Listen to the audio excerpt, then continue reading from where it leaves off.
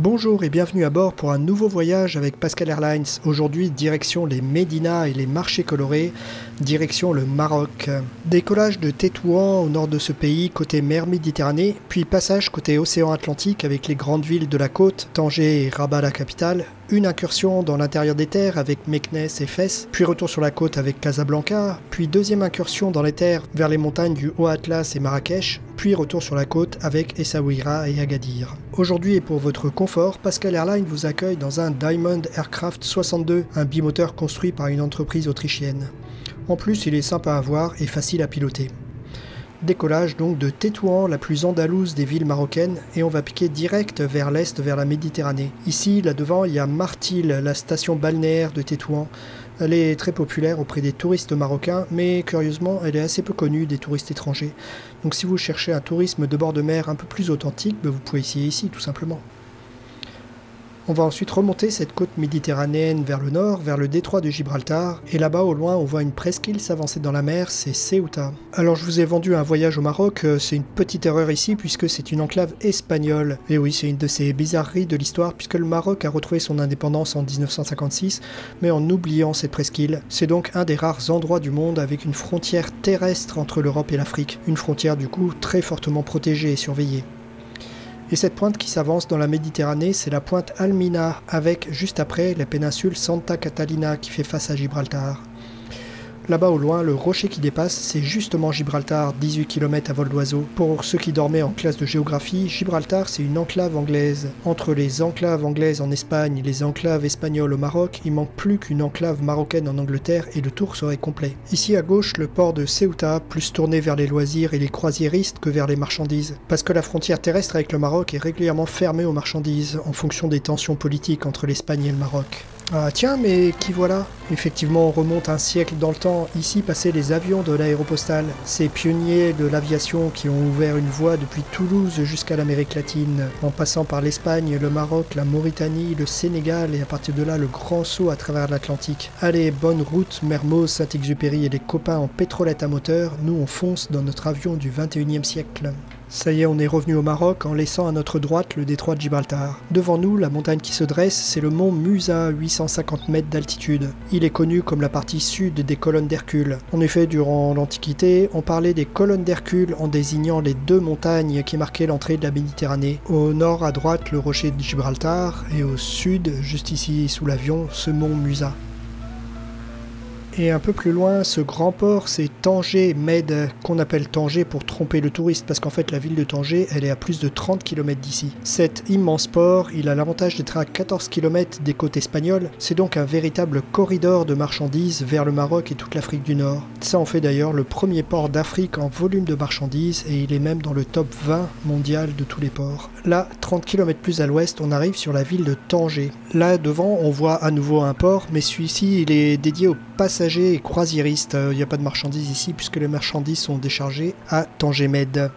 Alors Tanger, c'est une ville qui a une très jolie médina, c'est le nom pour les vieux quartiers historiques et commerçants. Sur le simulateur vue d'avion, c'est un peu compliqué de profiter de toutes les petites ruelles et les souks colorés et les marchands d'épices, mais toute cette médina, elle est bien là sous l'avion. Du coup, voici une photo d'un fort historique au-dessus du port de Tanger. La médina, elle est juste derrière. Aujourd'hui, dans ce fort, vous pouvez visiter un musée sur les fortifications de la ville. On continue le long de la côte nord du Maroc et là devant toute cette grande zone boisée, c'est la réserve du Cap Spartel. Cette zone marque le passage de la Méditerranée à l'Atlantique. Ici, les grandes tempêtes qui viennent de l'océan ont forgé les rochers et creusé plein de cavernes.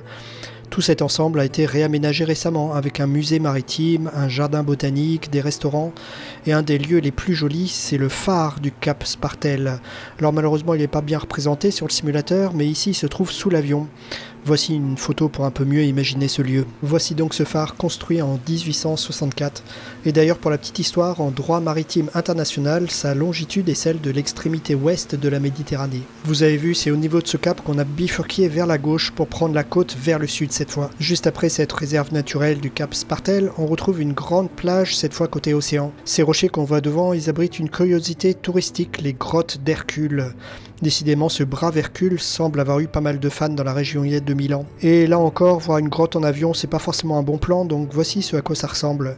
Ce sont des cavités naturelles creusées par l'océan et il paraît que c'est très impressionnant à visiter. En continuant à descendre vers le sud, on passe ici au large de l'aéroport de Tanger Ibn Battuta. C'est le 5e aéroport du pays. On va maintenant faire un petit saut de 200 km vers le sud pour arriver à Rabat, la capitale du Maroc. Alors ça a beau être une capitale, c'est étonnamment pas la ville la plus connue. Et il y a une raison à cette méconnaissance, c'est que cette capitale, en fait c'est que la 7e ville du pays en nombre d'habitants. Il y a 1 million d'habitants à peu près ici. On arrive là par le nord et la première chose qu'on voit c'est l'embouchure de la rivière du Bourg-et-Greg. Le centre historique est au sud après cette rivière, un peu à l'intérieur. Du coup, virage à gauche pour remonter un peu.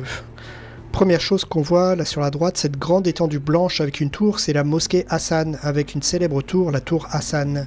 Allez, une vraie photo pour mieux visualiser le lieu. C'est une mosquée du XIIe siècle, mais qui en fait a jamais été terminée. La grande tour, elle s'appelle la tour Hassan, c'est un monument emblématique de la ville. Et ce lieu habite aussi un autre bâtiment, le mausolée Mohamed V, premier roi du Maroc après l'indépendance de 1956. Sur la gauche de l'avion, on peut rapidement voir la nécropole de Chella. C'est une nécropole mérinide du XIVe siècle, construite sur une ancienne ville romaine, le tout sur une colline dominant les alentours. Et vous savez bien sûr tous qui sont les Mérinides. Ben oui, c'est une dynastie qui a régné sur le Maroc entre le XIIIe et le XVe siècle.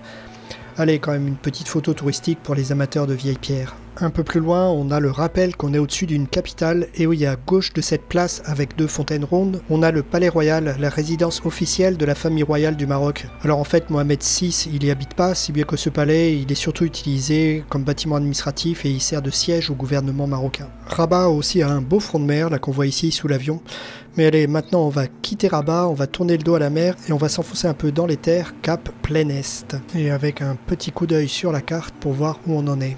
Ah bah tiens, on les avait oubliés eux. Alors, la route est bonne? Pas encore d'atterrissage d'urgence sur une plage suite à une panne? Bon, bah non, en fait, ils ont l'air de tracer leur chemin là, avec leur petit machin. Retour aujourd'hui, quelques 130 km plus loin, nous voici en vue de Meknès, une des 4 villes impériales marocaines, et elle est classée à l'UNESCO. Sa médina en particulier est intéressante parce qu'elle date du 9e siècle, et juste à côté on a la Casbah, c'est une cité royale protégée par des remparts. Ici, sous l'avion, on peut voir la médina, mais comme toujours, c'est difficile à apprécier en volant à 300 km/h. En bordure de la ville, là ici, on peut voir qu'on a un aéroport militaire, c'est la 2e base aérienne de l'armée de l'air marocaine. On va y trouver des F-5 comme avions de combat, mais aussi des Alpha Jet pour la formation et quelques hélicoptères militaires. On va maintenant faire un petit crochet plein nord et une vingtaine de kilomètres après Meknès, derrière cette colline, un site archéologique très intéressant, le site de Volubilis. Ce sont les restes de l'époque romaine, une ancienne capitale du royaume de Maurétanie. Alors la Maurétanie, c'est un royaume correspondant grosso modo au nord du Maroc actuel et une partie du nord-ouest de l'Algérie. C'est un royaume qui était peuplé de berbères nomades. Aujourd'hui, la moitié du site a été fouillée ici, mais on peut déjà voir par exemple les restes d'une basilique antique, comme on peut voir sur cette photo. Maintenant, on va reprendre vers le sud et toujours s'enfoncer à l'intérieur des terres. 70 km plus loin, voici la grande ville de Fès. On est ici à 400 mètres d'altitude et sur ce plateau, la ville a été construite le long d'un fleuve simplement appelé Fès. La richesse de cette ville, ça vient du fait qu'elle a la chance d'être pourvue en nombreuses sources d'eau et c'était historiquement la route des caravanes qui allait de la Méditerranée au nord vers l'Afrique subsaharienne au sud. Les chameaux aussi ont besoin de faire le plein de temps en temps et c'était ici un genre de station-service géante pour l'eau. Fès a gardé de cette époque une médina qui est aujourd'hui classée à l'UNESCO. Elle est d'ailleurs là en ce moment juste sous l'avion. Cette ville a été plusieurs fois la capitale du Maroc et c'est aujourd'hui la 2e ville du pays après Casablanca. Et même si elle n'est plus la capitale officielle du pays, Fès, ça reste considéré aujourd'hui comme la capitale culturelle et spirituelle du Maroc. Après cette incursion dans les montagnes du Moyen Atlas, on va revenir plein ouest vers l'océan Atlantique et rejoindre la plus grande ville du pays avec 3 millions d'habitants, Casablanca. On arrive ici par le nord de la ville et on voit d'abord le port de commerce, le 2e port du Maroc après celui de Tanger. D'ailleurs, pour renforcer le lien entre Tanger et Casablanca, il y a une ligne TGV construite en 2018 à l'intérieur des terres. Ça permet de faire les 200 km en 1h30 au lieu de presque 5 heures avec l'ancienne voie ferrée qui suivait la côte. Juste après ce port, il y a une très belle promenade de bord de mer. On va ensuite trouver le bâtiment le plus impressionnant de la ville, la mosquée Hassan II. Malheureusement, pas très bien représentée sur le simulateur, mais voici ce à quoi elle ressemble. Elle a été terminée en 1993 et elle s'étend sur 9 hectares, ce qui en fait la 4e plus grande mosquée du monde. Quant au minaret qui culmine à 201 mètres, c'est le 2e plus haut du monde. Cette mosquée peut contenir jusqu'à 100 000 fidèles ensemble. On a ensuite ce promontoire de Ragouba, puis toute une corniche de bord de mer réputée pour ses hôtels et restaurants haut de gamme. Ah bah tiens, voici nos amis qui arrivent avec le courrier à Casablanca. C'est vrai qu'ils n'ont pas fait le détour touristique par Meknès et Fès. Allez, bienvenue à Casablanca, la Maison Blanche. C'est de là que vient le nom de la ville, du temps où les marins reconnaissaient une Maison Blanche comme repère ici sur cette côte. On va maintenant refaire un petit tour au-dessus du centre-ville et voir en particulier la grande place Mohamed V. C'est ce grand rectangle blanc qu'on voit là sous l'avion.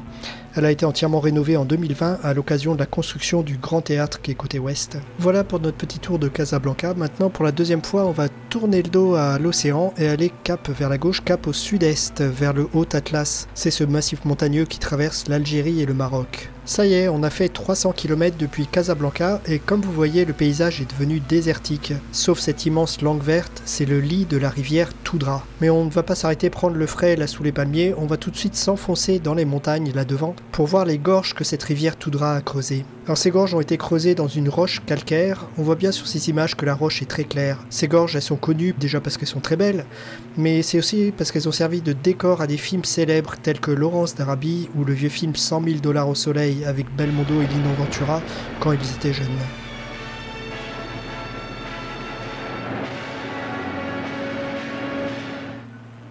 On pourrait passer des heures à voir ces beaux paysages défiler, mais on va continuer notre périple en restant dans ce paysage de montagne et faire une 60aine de kilomètres vers le sud-ouest, pour y survoler d'autres gorges spectaculaires, les gorges du Dadès, entre Boulman et Imdiazen. Comme vous le voyez, elles sont plus larges que les gorges du Toudra, le paysage est plus ouvert, mais avec ces hauts plateaux calcaires de chaque côté, c'est vraiment magnifique. Et les guides disent qu'il faut surtout venir voir le coucher du soleil depuis ces hauts plateaux, avec l'oued d'Hadès en bas, c'est une féerie.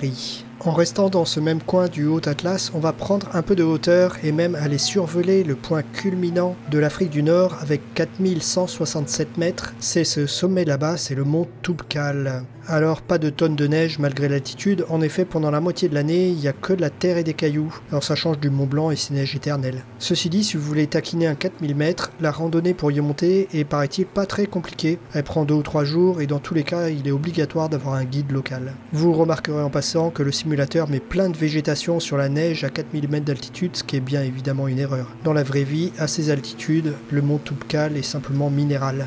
Allez, petit coup d'œil sur la carte, on va retourner dans la plaine qui n'est pas une morne plaine puisqu'on va y trouver la ville la plus connue du Maroc, Marrakech. Non seulement cette ville est connue, mais elle a surtout donné son nom au pays. En effet, le mot Maroc vient de la déformation de Marrakech. Ici, on aborde par l'est puisqu'on arrive des montagnes et comme vous voyez, on arrive par l'aéroport international Marrakech-Menara. C'est le deuxième aéroport du pays après celui de Casablanca. Si cet aéroport est gros, c'est parce que Marrakech est incontestablement la capitale du tourisme au Maroc, avec plus de 2 millions de touristes chaque année. Et ils viennent non seulement pour cette ville, mais aussi pour les montagnes qu'on vient juste de survoler. Juste après l'aéroport, ce grand carré vert, ce sont les jardins de la Menara. Ils sont plantés d'oliviers depuis le XIIIe siècle. Le grand bassin au centre, ça sert à les arroser avec une alimentation en eau via un aqueduc de 30 km construit il y a 700 ans. Dans la continuité, ici, on a une autre grande plantation d'oliviers, mais plus récente celle-là, avec la place de la Jeunesse au centre, la pile sous l'avion, entre les deux arrondis du boulevard Mohamed VI. Après un cimetière, là, cette grande étendue de terre sous l'avion, on aborde le centre-ville de Marrakech. Alors Marrakech, c'est une cité impériale au même titre que Meknès, Fès et Rabat. On va survoler dans quelques instants la plus grande médina d'Afrique du Nord avec 600 hectares de vieilles villes. Et ici, quand on dit vieilles villes, on parle de quartiers qui ont plus de 900 ans. Et tout ça, ça a valu un classement à l'UNESCO. C'est aussi dans cette médina qu'on va trouver quantité de riads, des maisons traditionnelles construites autour d'une cour centrale avec souvent une petite fontaine. Ces riads sont aujourd'hui très prisés par les Marocains et les étrangers comme résidence secondaire ou simple séjour de vacances. Alors là, vue d'avion, on voit pas toutes ces petites ruelles imbriquées et toutes ces cours privées et fraîches, mais on peut tout de même constater la taille globale de cette médina. Cette médina abrite aussi quelques joyaux architecturaux tels que la Médersa Ben Youssef, une école coranique construite au XVIe siècle. Ici, une photo pour mieux se rendre compte de la finesse de ces architectures. Et sinon, on voit pas trop sur les simulateurs, mais autour de cette médina, on devrait aussi voir les célèbres remparts du XIIe et XIIIe siècle. Ils sont construits en pisé, ici en encore une petite photo pour voir pour de vrai. Après ce survol touristique, direction la côte pour la dernière partie de notre voyage, avec là-bas au loin Essaouira. Je vois en passant que les nuages sont revenus, bah oui c'est la proximité de l'océan. Alors les guides touristiques prétendent qu'ici, à Essaouira, on se croirait presque en Bretagne. Je prends ça avec quand même un peu de précaution, tout est dans le presque.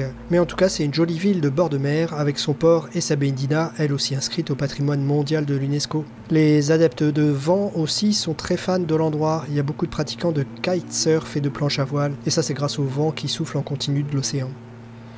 Allez, on va quitter Essaouira par le sud pour atteindre notre dernière étape, Agadir. Et en chemin, le long de la côte, on va passer par une pointe dans l'océan qui est ici devant l'avion. C'est le cap Gir qui est aussi un spot de surf assez connu. Ça y est, derrière cette pointe, voici apparaître Agadir, la plus grande station balnéaire du pays. Cette ville est une survivante puisqu'en 1960, il y a eu un terrible tremblement de terre qui a tué 15 000 personnes sur les 40 000 habitants de l'époque et qui a aussi détruit l'essentiel des anciens bâtiments. Une ville nouvelle a pu être reconstruite un peu plus au sud que l'ancienne ville et abrite aujourd'hui plus de 400 000 habitants. La reconstruction a permis de créer une ville touristique confortable et moderne et de valoriser une magnifique plage de plus de 10 km de long et qui en plus est baignable été comme hiver. Allez, après ce grand tour au-dessus du Maroc, il va être temps de se poser ici à Agadir et pourquoi pas aller piquer une petite tête avant de profiter de la promenade de bord de mer et ses restaurants. Et encore merci d'avoir voyagé sur Pascal Airlines, la seule compagnie qui vous fait voyager non seulement dans l'espace, mais aussi dans le temps, avec ce petit clin d'œil à nos ancêtres aviateurs de l'aéropostale. Et surtout, à bientôt sur nos lignes pour de nouvelles découvertes.